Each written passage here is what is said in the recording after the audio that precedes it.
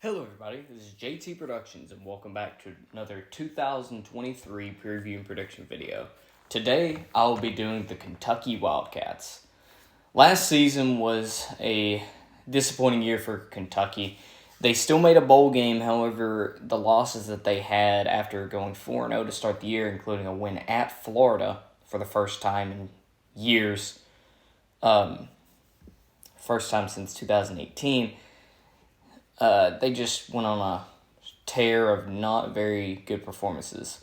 Besides the Mississippi State and Missouri wins, the losses to Ole Miss, South Carolina, and Vanderbilt were all inexcusable. They had two drives at the end of the Ole Miss game where they could have taken the lead, but fumbles on back-to-back drives ended their chances of winning that game.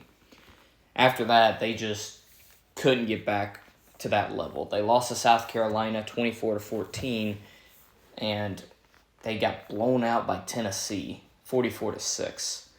They did beat Missouri and Mississippi State by a couple scores, but losing to Vanderbilt at home was really the showing point of Kentucky not being a good per se team this year. They did give Georgia a good fight late in the year, but the offense just could not put enough points up to beat Georgia. The real bright spot at the end of the year was the Louisville win before going into the bowl game against Iowa without Will Levis and a bunch of the other guys and getting shut out 21-0. So with that, let's look at what you got coming back. You lose Will Levis, but you do get in another transfer quarterback who really is more proven than Will Levis was coming in. Devin Leary, who's a redshirt senior transfer coming in from NC State. If you look at his film from 2021 to until he got injured in 2022, he was one of the best quarterbacks in the ACC. And, just look at the game he played against Clemson last year. It was pretty good. Along with him, you got another transfer coming in from NC State, and Demi Sumo Karganbay.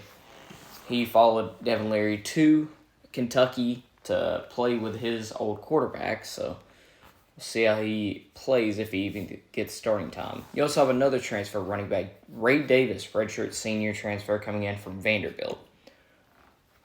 So the running game, you have him, Jatal McClain, and Raymond Jefferson. You lose both Chris Rodriguez and Cavassier Smoke. At the wide receiver position, surprisingly, this is one of your strongest positions on the offense. Dane Key and Barry Brown, both sophomores, had really good freshman seasons last year and could have a breakout year with Devin Leary at the helm.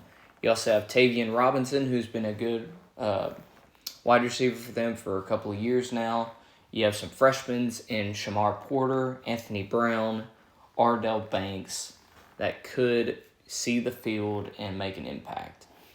At tight end, Jordan Dingle and Josh Caddis are both pretty good options at tight end. So we'll see if they can make an impact. On the offensive line, you have two redshirt senior guards coming back in Kenneth Horsey and Eli Cox. So that's a plus, along with some transfers coming in to back them up. At center, you have a redshirt sophomore in Jager Burton and a freshman behind him in Kobe Keenum. This will be good for their offensive line to maybe see what the freshman has, and if he's not ready yet, go ahead and start Burton. The tackle position is a little bit different. You have two transfers coming in Cortland Ford and Marquise Cox. One is from USC and the other is from Northern Illinois. You're going to have Marquise Cox, Nicholas Hall, and Josh Jones fighting for that tackle spot on the left side. And on the right side, you're going to have Cortland Ford, Jeremy Flax, and freshman Malachi Wood fighting for that right tackle spot. The offense, you're going to have some questions, but the defense under Mark Stoops, not as much. Kentucky plays a lot, a very similar type of ball to Georgia, to where you have a very solid defense, maybe have a good running game, and just try to play bully ball. And the defense is you have some good stars like J.J. Weaver, Richard Sr., you have Josiah Hayes at nose tackle, you have Trevin Wallace Jr., linebacker, you have De'Eric Jackson, senior middle linebacker, and you have Zion Childress at strong safety. Now, you have some other guys that are going to try to make their way into the system. You have some transfers in, like Keyshawn Silver coming in from North Carolina at nose tackle. You have Daveron Rayner coming in from Northern Illinois at inside linebacker. You have Jansen Dunn coming in from Ohio State at defensive back, as well as a bunch of freshmen that are coming in to be maybe role players, maybe develop into some starters. And the last transfer you have from Cincinnati, Jonquise Hardaway, is a sophomore transfer. So we'll see how the defense does this year. But with that being said, let's just go ahead and go into the schedule. So Kentucky starts the year like they have for the past few years with a very weak non-con schedule outside of Louisville. They play Ball State, Eastern Kentucky, and Akron. They have struggled in the past against some of these teams, but with these three, Ball State, Eastern Kentucky, and Akron, I think they're going to be able to take care of them pretty easily. So I think they start out 3-0 before getting maybe a revenge game on the road in Nashville early in the season. And Vanderbilt's not going to be a pushover. Vanderbilt has been built pretty good under Clark Lee. So I don't think that they're going to be just sitting there waiting to be just beat down by Kentucky. I think that they can keep up with them early, maybe get a few defensive stops, maybe get some offensive drives in there that can end up in points. But I just think that with Devin Leary and that young wide receiver core, Kentucky's going to be able to overpower Vanderbilt and get their first SEC win to go to 4-0. Then you have a big game against Florida at home. Florida, historically and famously, for 30-something years had a win streak against Kentucky. Now, that was broken back in 2018 when y'all had Benny Snell and Terry Wilson and a bunch of those guys. This is going to be a tough game. Now, a lot of people are writing Florida off this year, saying that they don't have their quarterback. Their defense sucked last year. They lost Osiris Torrance. A bunch of their guys transferred out. But they do have probably one of the best running back tandems in the country with Trevor Etienne and Montrell Johnson. And as long as Graham Mertz does not throw interceptions, doesn't play hero ball, and just keeps the ball secure, Florida will be fine this season. Now, they may not win 10 games, but they'll at least make a bowl game, in my opinion. So, with that being said, Florida's defense, I think, is going to be improved under Coach Armstrong coming over from Alabama.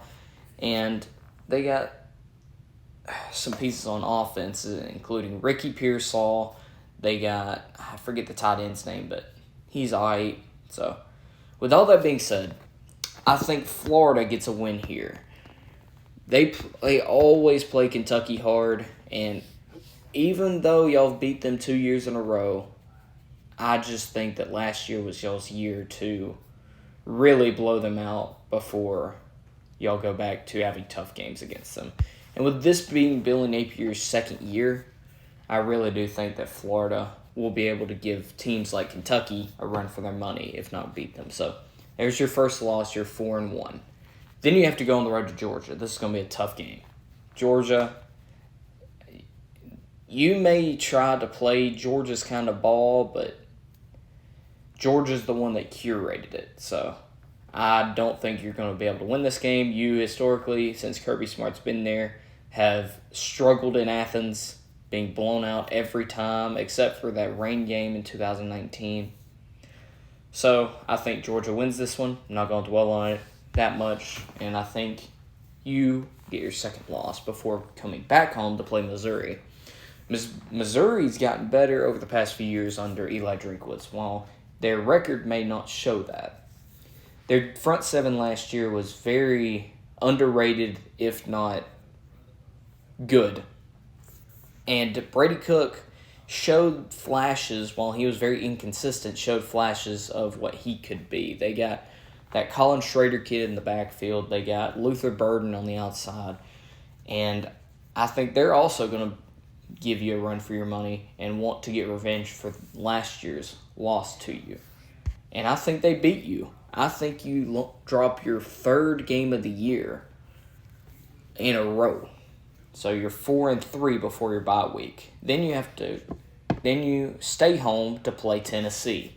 This is going to be a tough game as well. Tennessee, high-octane offense. Your defense, while you did keep up with them a couple of years ago when Will Levis was there offensively, you had Wayndale Robinson, I think he was a second-round pick in that draft. Very special player.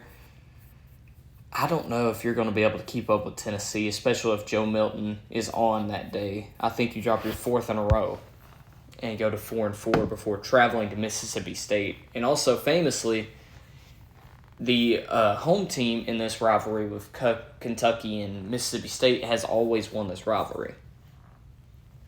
Now, I think let me just save this for you. I think you break that streak this year, go to Starkville to get a big win to maybe get your team back on the train tracks as it is at this point in the year. I think you get a win at Mississippi State to go to 5-4 before coming back home to play Alabama.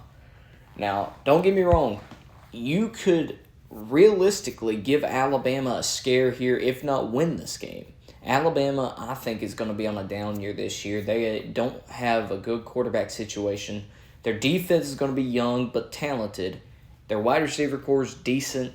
Their running back room is young. You have guys like Jace McClellan, Rory Dell Williams that are experienced guys, but you don't have that like Damian Harris, Derrick Henry, Bo Scarborough, Najee Harris, Josh Jacobs in that backfield. That's going to be absolutely just killing it for you. While that being said, though, Nick Saban is is the best coach of all time at this point. And at this point, you're coming off a big win against your rival. You're coming back home to play one of the best teams in the country. And before Georgia curated their type of football, Alabama was doing it right there, right before them. So I think Alabama beats you. You haven't beaten Alabama in a long time. I don't think it starts this year. So you go to 5-5 before having two back-to-back road games at South Carolina and at Louisville. Now, South Carolina is an interesting game. You lost to them last year with a injured Will Levis. I'll tell you this. If Devin Leary stays healthy this year and is able to play at the level at least he did at NC State, you're not going to lose to South Carolina. Your defense is too good. Spencer Rattler is too inconsistent. I think you win on the road in Williams-Brice Stadium. While that is one of the best environments in the SEC, I think you're able to get a win there to go to 6-5. Then you end the season with a game on the road at Louisville. Louisville has a new head coach in Jeff Brom. While I think this is going to be a good this is a good coaching change, and in a couple of years, once they get the recruits in, Louisville could be a real ACC challenger. Not this year. With the loss of Michael Cunningham, I think Kentucky goes in there and gets the win streak to, I believe it is, to 8. And you finish the season 7-5. I know it's not what Kentucky fans are wanting, but with as much as the SEC East is changing, with Missouri kind of being on the rise, South Carolina being on the rise, even Vandy being on the rise, it's going to be tough for Kentucky to get to that 9-10 win mark that they got in 2021. That was a combination of Florida being absolutely down, South Carolina being down. Tennessee was even just getting back to what they needed to be. It's going to be tough for Kentucky to get to 9-10 wins this year. So anyways, thank you all so much for watching. Hope y'all enjoyed, and Go Dogs.